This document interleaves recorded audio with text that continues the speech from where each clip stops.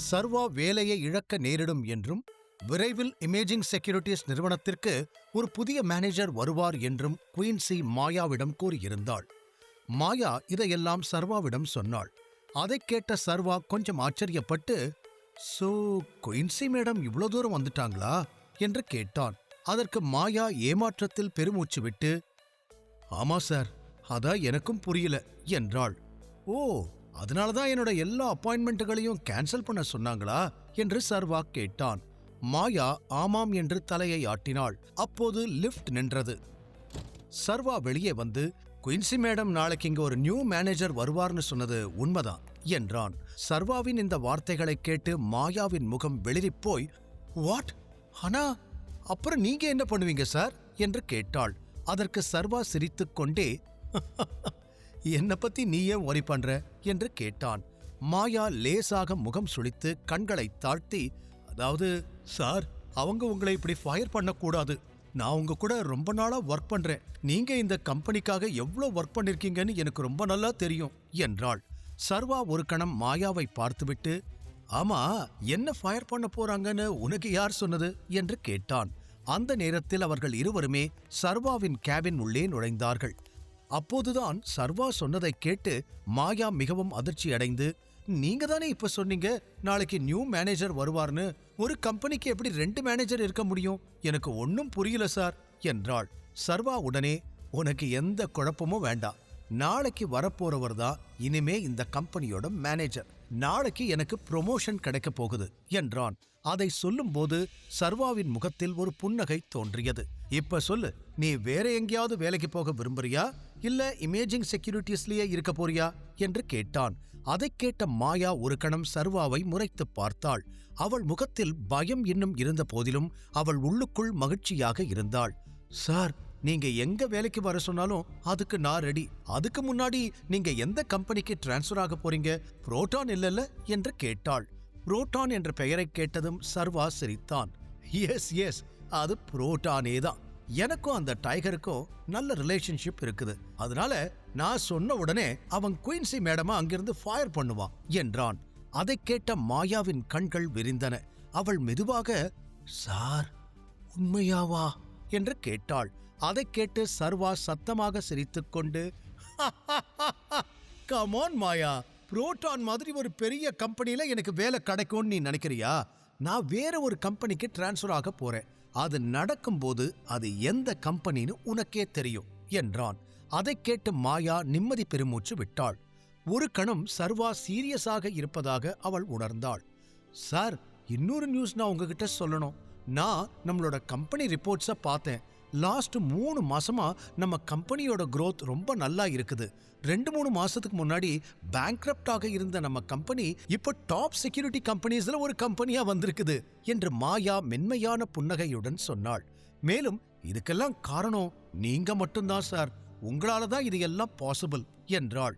சர்வா உடனே, "நான் மட்டும் கிடையாது, நாம எல்லாரும் தான் இதுக்கு காரணம். இதுக்காக நான் எல்லாரையும் கங்க்ராச்சுலேட் பண்ணேன்னு சொல்லிரு" என்றான். அந்த நேரத்தில் சர்வா அருகில் இருந்த போனில், "hello, good morning sir. Sorry sir, நீங்க ஆபீஸ் வந்தது எனக்கு தெரியல" என்று போனின் மறுமுனையிலிருந்து சர்வாவின் செக்ரட்டரி திவ்யா சொன்னாள். "பரவாயில்ல, எதுக்கு கால் பண்ணேன்னு சொல்லு" என்று கேட்டான். "மிஸ் ஆலியா உங்களை பார்க்க இங்க வந்திருக்காங்க சார்" என்றாள் திவ்யா. அதைக் கேட்டதும் சர்வாவின் முகத்தில் உடனடியாக ஒரு புன்னகை தோன்றி, "சரி, அவங்கள உள்ள அனுப்பு" என்றான். பின்னர் சர்வா மாயாவை பார்த்து, "நீ போலாம்" என்றான். சில நொடிகள் கழித்து கேபின் டோர் திறந்து ஆலியா உள்ளே நுழைந்தாள். உள்ளே வந்ததும், "மிஸ்டர் சர்வா, நீ என்ன ரொம்ப மிஸ் பண்ணியா?" என்று கேட்டாள். சர்வாவும் முகத்தில் புன்னகையுடன் எழுந்து நின்று ஆலியாவை கிண்டல் செய்து, "நான் எதுக்கு உன்னை மிஸ் பண்ண போறேன்?" என்றான். அதைக் கேட்ட ஆலியா சிரித்துக்கொண்டே அவன் அருகில் வந்து, "உன்னோட கண்ணை பார்த்தே நான் சொல்லிடுவேன் நீ என்ன மிஸ் பண்ணியா இல்லையான்னு. உன்னை பத்தி மற்றவங்களுக்கு தெரியாம இருக்கலாம், ஆனா எனக்கு ரொம்ப நல்லாவே தெரியும்" என்றாள். அதற்கு சர்வா சிரித்துக்கொண்டே தலையசைத்து, ஓகே மேடம், ஆனா நீ இந்தியா வரத்துக்கு முன்னாடி இங்க வரேன்னு ஒரு கால் கூட பண்ணவே இல்ல. ஏதாவது சர்ப்ரைஸ் கொடுக்கணும்னு நினைச்சியா என்று கேட்டான். அதைக் கேட்ட ஆலியா, இல்ல, நான் அர்ஜென்ட்டா வேற ஒரு மீட்டிங்க்கு இந்தியா வந்தேன். இத்தாலியில என்னோட ஒர்க் இன்னும் முடியல. நான் மறுபடியும் திரும்ப அங்க போகணும் என்றாள். அதற்கு சர்வா தலையசைத்து, மீட்டிங் மேல மீட்டிங், கடைசி வரைக்கும் உன்னோட ஃபாரின் ட்ரிப்ஸ் முடியவே போறது இல்ல போல. அங்க ஒர்க்கெல்லாம் எப்படி போகுது என்று கேட்டான். ரொம்ப நல்லா போகுது. ஆனா நான் உனக்காக ஒரு நியூஸ் அங்கிருந்து கொண்டு வந்திருக்கேன் என்று சொல்லிவிட்டு ஆலியா ஒரு சேரை இழுத்து போட்டு உட்கார்ந்தாள். சர்வா அவன் சேரில் திரும்பி உட்கார்ந்து என்ன மாதிரியான நியூஸ் என்று கேட்டான். உங்க அப்பாவுக்கும் இத்தாலியில கொஞ்சம் ப்ராப்பர்ட்டி இருக்கு என்றாள் ஆலியா. அதை கேட்ட சர்வா புருவங்களை உயர்த்தி, என்னது, அவருக்கு இத்தாலியில ப்ராப்பர்ட்டி இருக்குதா? ஆனா அது ரிலேட்டட் டாக்குமெண்ட்ஸ் எதுவும் நான் பார்த்ததே இல்லையே என்றான்.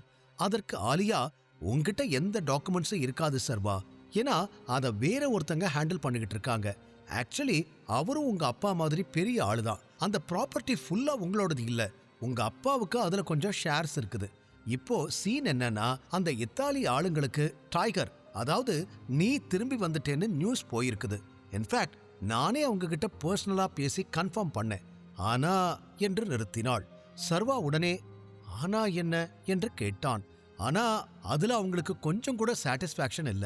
அவங்களே நேர்ல வந்து இன்வெஸ்டிகேட் பண்ணிக்கிறேன்னு சொல்லிருக்காங்க என்றாள். அதை கேட்ட சர்வா கொஞ்சம் சாய்ந்து அமர்ந்து அதை பற்றி ஒரு கணம் யோசித்தான். பின்னர் ஆலியாவை பார்த்து, பை தி வே, அது என்ன ப்ராப்பர்ட்டி என்று கேட்டான். அது ஒரு company Sarva, shoe manufacturing company. Actually the best shoe company in Italy என்றாள் ஆலியா.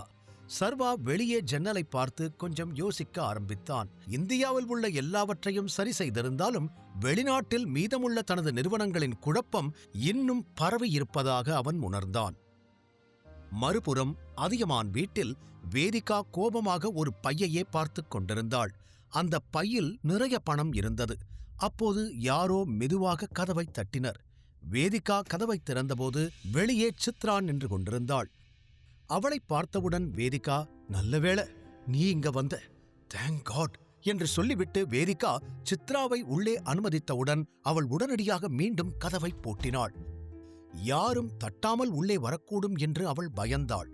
வேதிகா இப்படியெல்லாம் செய்வதை பார்த்த சித்ரா, ஏய் என்னடியாச்சு, நீயே இவ்வளவு நர்வஸா இருக்க என்று கேட்டாள். எப்போதும் போல் இல்லாமல் வேதிகாவின் நடத்தை அவளுக்கு கொஞ்சம் வித்தியாசமாக தெரிந்தது. வேதிகா பெருமூச்சு விட்டு அவளின் படுக்கையில் அமர்ந்து, நான் இதுக்கு முன்னாடி தமன் பத்தி எப்பவாச்சும் உன்கிட்ட சொல்லியிருக்கேனா என்று கேட்டாள். அதை கேட்ட சித்ரா குழப்பமடைந்து, தமன் யாரு என்று கேட்டாள். அதற்கு வேதிகா உடனே, இங்க பாரு, அந்த தமன் என்ன டேட் பண்ணணும்னு என்கிட்ட ப்ரொபோஸ் பண்ணான். ஆனா நான் முடியாதுன்னு சொல்லிட்டேன். இப்ப பிரச்சனை என்னன்னா, அவனும் என்னோட கம்பெனில பெரிய இன்வெஸ்டரா இருந்தான். ஆனா இப்ப அவன் அவனோட இன்வெஸ்ட்மெண்ட்டை வித்ட்ரா பண்ணிட்டான் என்றாள். அதை கேட்டு சித்ராவின் கண்கள் விரிந்தன. ஆனா நீ ஏன் அவனை ரிஜெக்ட் பண்ண? ஐ மீன், நீ சொல்றத பார்த்தா அவன் பெரிய இன்வெஸ்டர். அந்த மாதிரி ஒருத்தனை வேண்டான்னு சொல்லிட்டு சர்வா மாதிரி ஒருத்தனுக்கு எப்படி ஓகே சொன்ன? இதுக்கு உடனே சர்வா ரொம்ப நல்லவன், அவன் லூசர் கிடையாதுன்னு எதுவும் சொல்லாத, நான் செம்ம காண்டாயிருவேன். சர்வாவுக்காக தமன் மாதிரி ஒருத்தனை ரிஜெக்ட் பண்றதெல்லாம் சுத்த முட்டாள்தனம் என்றாள். சித்ராவின் வார்த்தைகளை கேட்ட வேதிகா எரிச்சலுடன், ஏ லூசு, தமன் எப்படிப்பட்ட ஆளுன்னு உனக்கு தெரியாது. இந்த சென்னையிலேயே யார் கேவலமானவங்கன்னு லிஸ்ட் போட்டா அவன்தான் நம்பர் 1ல இருப்பான். அவன் கூட ஒரு டின்னருக்கு கூட வெளியே போக முடியாது. அப்படிப்பட்டவன் கூட கல்யாணத்தை பத்தி எப்படி யோசிக்க முடியும் என்றாள். வேதிகா சொன்னதை கேட்டு சித்ராவும் எரிச்சலுடன், இங்க பாரு, எனக்கு தெரிஞ்சு சர்வாவும் அதே மாதிரி தான். ஆனா நீ இன்னும் அவன் கூட இருக்கல்ல, நீங்க 2 பேரும் கொஞ்சம் கொஞ்சமா க்ளோஸ் ஆயிட்டு வரா மாதிரி எனக்கு தோணுது வேதிகா என்றாள். அதை கேட்ட வேதிகாவின் கண்கள் ஆச்சரியத்தில் விரிந்து, என்ன, அப்படியெல்லாம் எனக்கு சர்வா மேல எந்த ஒரு லவ்வோ அஃபெக்ஷனோ இல்லவே இல்லை. ஃபர்ஸ்ட் நீ ஏதாவது ஒன்று பேசுறதுக்கு முன்னாடி கொஞ்சம் யோசிச்சுட்டு பேசு என்றாள். அதை கேட்ட சித்ரா, காம் டவுன் வேதிகா, எனக்கு என்ன தோணுதோ அதைத்தான் சொல்றேன். நீ இவ்வளோலாம் உணர்ச்சி வசப்பட வேண்டிய அவசியம் இல்லை என்றாள். வேதிகா ஆழ்ந்த மூச்சை எடுத்துவிட்டு, ஒரு விஷயம் நல்லா புரிஞ்சுக்கோ, சர்வா மேல எனக்கு ஃபீலிங்ஸ் வரதுக்கெல்லாம் வாய்ப்பே இல்லை. அவன் என்னோட வாழ்க்கையவே தலைகீழா மாத்திட்டான். அவனை போய் நான் லவ் பண்ணுவேன்னு நீ நினைக்கிறியா என்று கேட்டாள். வேதிகாவின் ஒவ்வொரு வார்த்தைகளும் இப்போது சர்வாவை எதிர்த்து இருந்தது. அவளுடைய இதயத்தை தவிர சர்வாவை அவள் கொஞ்சம் கூட நேசிக்கவில்லை என்பது அவளுக்கு தெரிந்திருந்தாலும் தன்னை அறியாமல் சர்வாவின் பெயரைச் சொன்னதும் அவள் இதயம் படபடத்தது. அதை பார்த்த சித்ரா கைகளை கூப்பிக்கொண்டே, சரி விடுங்க மேடம், நான் தெரியாம சொல்லிட்டேன். இப்போ என்னை எதுக்கு இங்க கூப்பிட்டேன்னு மட்டும் சொல்லு என்றாள். வேதிகா ஒரு கணம் அவளை பார்த்தாள். பிறகு பணப்பையை பார்த்து, அந்த தமன்னால என்னோட கம்பெனிக்கு திடீர்னு கொஞ்சம் பணம் தேவைப்படுது. அன்னைக்கே என் கம்பெனியை காப்பாத்த உன்கிட்ட இத கேட்கணும்னு நினைச்சேன். ஆனா தாத்தாவை நினைச்சு எனக்கு கொஞ்சம் பயமா இருந்துச்சு. எங்க இது தெரிஞ்சு அவர் கம்பெனியை என்கிட்ட இருந்து திரும்ப வாங்கிருவாரோன்னு பயந்துட்டேன் என்றாள். அதை கேட்ட சித்ரா பெருமூச்சு விட்டாள். அப்போ இதெல்லாம் பணம் பத்தி தான் இல்லையா? சரி சொல்லு, உனக்கு எவ்வளவு அமௌண்ட் வேணும் என்று கேட்டாள். இப்போ ஒரு ப்ராஜெக்ட் போயிட்டு இருக்குது. அதுக்கு எனக்கு ஒரு 6 கோடி தேவை. ஆனா இந்த ப்ராஜெக்ட் முடிஞ்சா நல்ல ரிட்டர்ன்ஸ் வரும் என்றாள். வேதிகா சொன்னதை கேட்டதும் சித்ரா தலையசைத்தாள். ஒரு கணம் யோசித்துவிட்டு, இங்க பாரு, இப்போதைக்கு என்கிட்ட 2 கோடி தான் இருக்குது. மீதி 4 கோடிய வேணா நீ சிவானி கிட்ட கேட்டுப்பாரு என்றாள். சித்ராவின் வாயிலிருந்து சிவானி என்ற வார்த்தையை கேட்டதும் வேதிகாவின் முகம் மாறியது. அவ பேரை மட்டும் என் முன்னாடி சொல்லாத. அவகிட்ட ஹெல்ப் கேட்கணும்னா நான் உன்னை இங்க வரவே சொல்லிருக்க மாட்டேன் என்றாள். அதை கேட்டு சித்ரா கோபப்பட்டு உரத்த குரலில், அப்பனா நீயே 6 கோடியும் ஏற்பாடு பண்ணிருக்க வேண்டியதுதானே? 2 கோடிக்கு என்னையே இங்க கூப்பிட்ட என்றாள். வேதிகாவும் கோபமாக படுக்கையிலிருந்து எழுந்தாள். ஏன்னா அந்த 6 கோடி எனக்கு ஏற்கனவே வந்துருச்சு செல்லும். அந்த பேக கொஞ்சம் கண்ணை திறந்து பாரு என்றாள். சித்ரா பையை பார்த்தாள். அதில் நிறைய ரூபாய் நோட்டுகள் தெரிந்தன. அவளுடைய கோபம் இப்போது ஆச்சரியமாக மாறி, ஆனா இது இவ்வளவு பணம் யார் கொடுத்தா? நீ யார்கிட்ட கேட்ட என்று கேட்டாள். அதற்கு சித்ராவை பார்த்து, அதுதான் இங்க விஷயமே. நான் யார்கிட்டையும் எதுவும் கேட்கல. அது எங்கிருந்து வந்துச்சுன்னு தெரியல என்றாள். பின்னர் பையை பார்த்து, ஒரு நிமிஷம் நான் பிரவீன் கிட்ட கேட்கலான்னு யோசிச்சேன். ஆனா எனக்கு அவன்கிட்ட கேட்க விருப்பம் இல்லை என்றாள். அதை கேட்ட சித்ரா, பிரவீன் என்று புருவங்களை உயர்த்தி, அந்த 50 கோடிக்கு ரிங்கு வாங்கி உனக்கு கிஃப்ட் பண்ணானே அவனா என்று கேட்டாள். அதற்கு வேதிகா ஆமாம் என்று தலையசைத்து, ஆமா அதே பிரவீன் தான் என்றாள்.